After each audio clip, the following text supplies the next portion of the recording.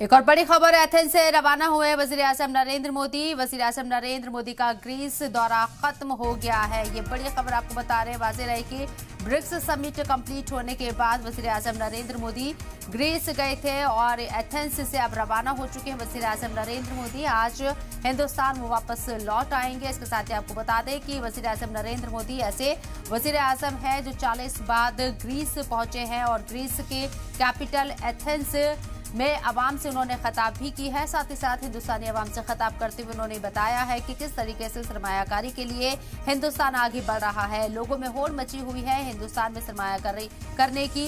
ये तमाम बड़ी बातें उन्होंने कही हैं। लेकिन बहरहाल ब्रिक्स समिट कंप्लीट हो चुका है और वहां से रवाना होने के बाद वजीर आजम नरेंद्र मोदी ग्रीस के एथेंस से पहुंचे थे, जहां का दौरा भी अब उनका मुकम्मल हो चुका है। यानी कि एथेंस से ग्रीस का दौरा भी अब वजीर आजम नरेंद्र मोदी का मुकम्मल हो चुका है और अब वहां से वो रवाना हो चुके हैं और जल्द हिंदुस्तान पहुंचेंगे।